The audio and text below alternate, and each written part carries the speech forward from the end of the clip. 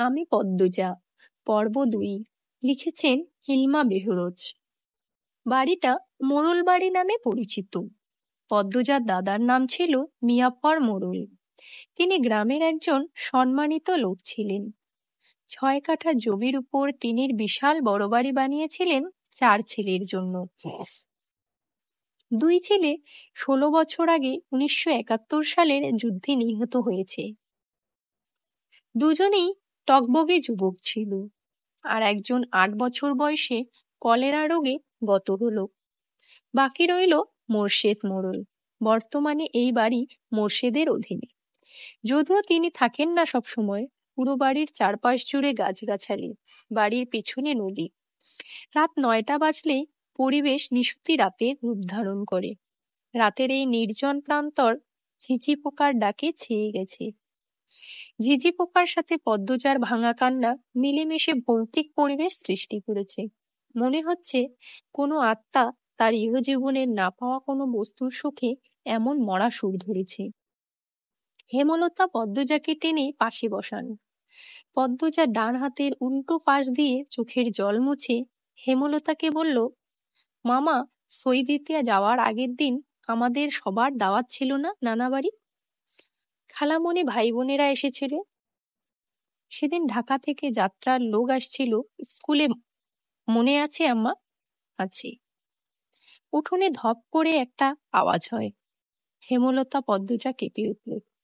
পূর্ণা প্রেমা দরজায় কান পেতে রেখেছিল মা বোনের কথা শুনতে। হুট করে কিছু পড়ে যাওয়ার আওয়াজ হওয়াতে দুজন ভয় পেয়ে যায়। দরজা ঠেলে হুড়মুড়িয়ে রুমে ঢুকে পড়ে। হেমলতা বড় মেয়ের সাথে গোপন বৈঠক ভেঙে দ্রুত পায়ে বারান্দায় এসে দাঁড়ান। উঠানে বিদ্যুৎ নেই, হেরিকেন জ্বালান। পিছনে ৩ মেয়ে এসে দাঁড়িয়েছে। একজন মায়ের ৩ মেয়ে নিয়ে একা এত বড় বাড়িতে বাস করাও যুদ্ধ বটে। হেমলতা গলা উঁচিয়ে প্রশ্ন করলেন, কে কে ওখানে? আমি। চিরপরিচিত এই কণ্ঠ চিনতে হেমলতার বিড়ম্বনা হলো না। তিনি ব্যস্ত পায়ে উঠোনে নেমে আসেন। গেইটের পাশে মোর্শেদ মোড়ল পড়ে রয়েছেন, গায়ে চাদর, হাঁপড়ের মতো। বুক উঠানামা করছে তার, যেন দম ফুরিয়ে যাচ্ছে। হেমলতা দুহাতে মোর্শেদকে আঁকড়ে ধরলেন। পদ্মজা পূর্ণা দৌড়ে আসে। মোর্শেদের এমফাইসিমা রোগ আছে। এ রোগে অল্প চলাফেরাতেই শ্বাসটানের উপক্রম হয় এবং দম ফুরিয়ে যায়। শ্বাস নেবার সময় গলার শিরা পড়ে যায়। ৩ মা মেয়ে মোর্শেদকে ধরে রুমে নিয়ে আসে। মোর্শেদ এভাবেই হুটহাট করে বাড়ি ফিরে, কখনো কাকডাকা ভোরে, কখনো নিশুতি রাতে, বা কখনো কাঠফাটা রোদে। মোর্শেদ মোড়লেই এমফাইসিমা রোগটা ধরা পড়ে ৭ বছর আগে। মোর্শেদের অ্যাজমা ছিল, আবার ধূমপানে খুবই আসক্ত ছিলেন। ফলে ফুসফুসের এই রোগটি খুব দ্রুত আক্রমণ করে বসে। মোর্শেদ খানিকটা সুস্থ হয়ে রাত ১টার দিকে ঘুমালেন। পূর্ণা প্রেমা রুমে গিয়ে শুয়ে পড়েছে। পদ্মজা বারান্দার রুমে ঝিম মেরে বসে আছেন। জানালার বাইরে চোখের দৃষ্টি। জ্যোৎস্না গলে গলে পড়ছে, কি সুন্দর দৃশ্য।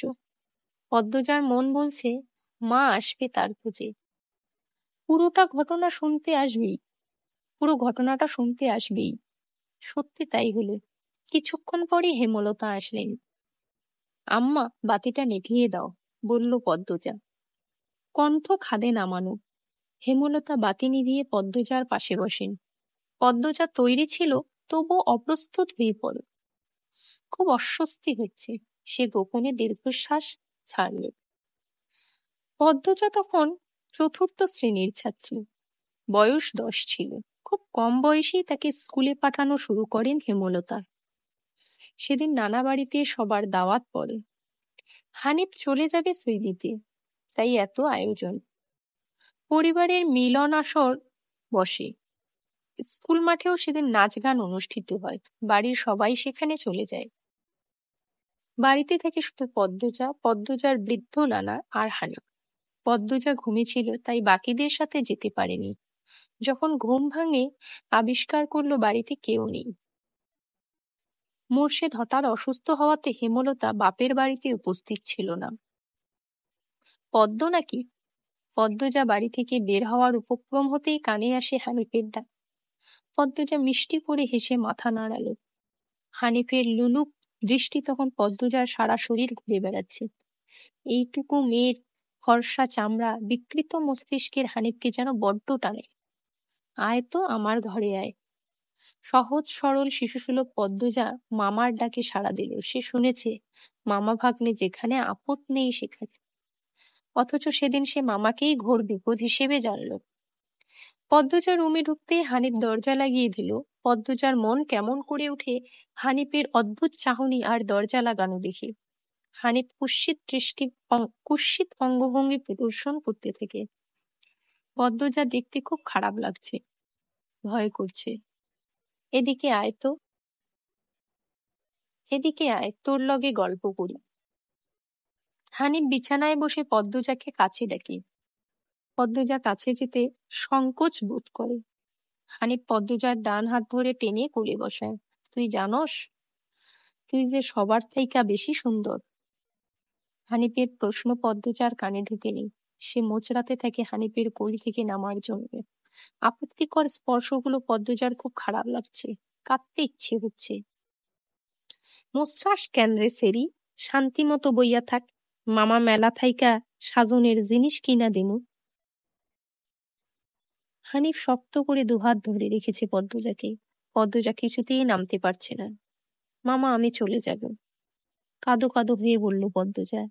কই যাবি? মামার ধারে থাক, বলল হানিফ।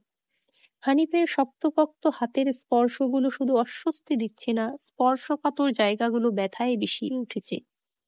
পদ্মজা কেঁদে উঠে ভেজা কণ্ঠে বলল, বাড়ি যাব আমি, ব্যথা পাচ্ছি মামা।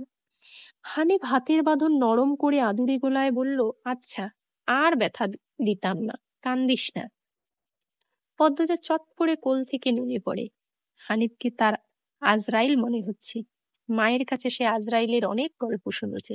আজরাইল যখন জান নিতে আসবে তখন শরীরে খুব কষ্ট অনুভব হবে। এই মুহূর্তে যেন ঠিক তেমনই অনুভূতি হলো। তাহলে তার হানিফ মামাই আজরাইল। পদ্মজা দরজা খুলতে পারবে না, তাই হানিফকে ভীতি কণ্ঠে অনুরোধ করলো, মামা দরজা খুলে দাও। কেন, আমি তোরে যাইতে কইছি? হানিফের কর্কশ কণ্ঠের ধমকে পদ্মজা ভয়ে কেঁপে উঠল। তার চোখ বেয়ে জল পড়তে থেকে। হানিফ পদ্মজাকে জোর করে কোলে তুলে নেয়। পদ্মজা কাঁদছে, তার খুব ভয় লাগছে, বারবার বলছে, মামা আমি বাড়ি যাব। হানিফের তাতে বিন্দু মাত্র ভ্রুক্ষেপ নেই। বাড়িতে কেউ নেই। বৃদ্ধ সৎ বাবা কানে শোনে না। পদ্মজা হানিফকে কিল ঘুষি দিতে থাকে, সেই সাথে জোরে জোরে কান্না শুরু করে। এভাবে কাঁদলে পাশের বাড়ির যে কেউ চলে আসলো। হানিফের রক্ত টকবক করছে উত্তেজনায়। সে দ্রুত ওড়না দিয়ে পদ্মজার মুখ হাত পা বেঁধে ফেলল। পদ্মজার দু চোখের পানি হানিফের চোখে লাগেনি। হানিফ ভীষণ আনন্দ পাচ্ছে, পৈশাচিক আনন্দ পাচ্ছে। সে সিগারেট জ্বালায়। খুব আনন্দ হলে তার সিগারেট টানতে ইচ্ছে হয়। সিগারেট টানতে গিয়ে মাথায় আসে নৃশংস ইচ্ছে। নাক মুখ দিয়ে ধোঁয়া উড়িয়ে সিগারেট 2 আঙ্গুলের মাঝে রেখে পদ্মজার বাম পায়ের তালুতে চাপ দিয়ে ধরে থাকে। পদ্মজা হাউমাউ করে কেঁদে উঠল। হেমলতা 2 হাতে শক্ত করে মিকে বুকের সাথে জড়িয়ে ধরেন। পদ্মজা কাঁদতে কাঁদতে বলল, আম্মা, তখন আমার খুব কষ্ট হচ্ছিল, আমার দমটা বেরিয়ে যাচ্ছে মনে হচ্ছিল। আমি তোমাকে খুব ডাকছি আম্মা, তুমি আসোনি। পদ্মজার কথাগুলো হেমলতার বুক রক্তাক্ত করে দেয়। এ যেন 1971 সালের পাকিস্তানিদের নৃশংসতা। নিজের চোখে তিনি দেখেছেন পাকিস্তানিদের নিষ্ঠুরতা। হানিফ আর তার দেখা অত্যাচারী পাকিস্তানিদের মধ্যে কোনো তফাৎ নেই। হেমলতা নির্বাক বাকরুদ্ধ। শুধু অনুভব হচ্ছে তার বুকে পড়ে আদরের পদ্মজা হাউমাউ করে কাঁদছে, সর্বাঙ্গ যেন কাঁপছে। হানিফকে ক্ষতবিক্ষত করে দিতে হাত নিষ্পিস করছে। সেদিন একটুর জন্য পদ্মজা ধর্ষণ হয়নি। বাড়িতে সবাই ফিরে এসেছিল। পদ্মজা পোড়া স্থানের যন্ত্রণা সহ্য করতে না পেরে অচেতন হয়। বাকিটুকু আর পদ্মজাকে বলতে হয়নি, হেমলতা জানেন। পদ্মজার গা কাঁপিয়ে জ্বর আসে। 21 দিন বিছানায় ছিল। ততদিনে হানিফ দেশ ছেড়ে চলে যায়। পদ্মজা ভয়ে লজ্জায় ঘটনাটি কাউকে বলেনি। পায়ের পোড়া দাগ দেখে যখন হেমলতা প্রশ্ন করেছিল, পা এমন ভাবে ফুলল কি করে, পদ্মজা সহজভাবে জবাব দিয়েছিল, চুলার কাছে গিয়েছিলাম, চুলার লাকড়ির আগায় পা লাগছিল। কথাটা পদ্মজা সাজিয়েই রেখেছিল, সাথে অনেক যুক্তি, তাই মিথ্যে বলতে একটুও কাঁপেনি। পুরো ঘটনাটা পদ্মজার বুকে তাজা হয়ে আছে। এই 6 বছরে লুকিয়ে কতবার কেঁদেছে সে। সব সময় চুপ করে কোথাও বসে থেকেছে। হেমলতা মেয়ের নিশ্চুপতা দেখে মাথা ঘামাননি, কারণ পদ্মজা ছোট থেকেই চুপচাপ ছিল। কিন্তু আজ হেমলতার খুব আফসোস হচ্ছে, নিজেকে অপরাধী মনে হচ্ছে। তিনি ভেবেছিলেন তার 3টা মেয়েই তার কাছে খোলা বইয়ের মতো, চাইলেই পড়া যায়। বিশেষ করে পদ্মজাকে বাড়ির পিছনের নদীর বুক দিয়ে তরতর করে বয়ে যাওয়া স্বচ্ছ টলটলে পানির মতো মনে হতো, যার জীবনে অস্বচ্ছ বলতে কিছু নেই, সবই সাদামাটা সহজ সরল। অথচ পদ্মজার জীবনে কত বড় দাগ জল জল করে জ্বলছে, কত বড় ঘটনা লুকিয়েছিল। মেয়েরা কথা লুকিয়ে রাখার সীমাহীন ক্ষমতা নিয়ে জন্মায়। কথাটি নিজের মেয়েদের ক্ষেত্রে মাথায়ই আসেনি।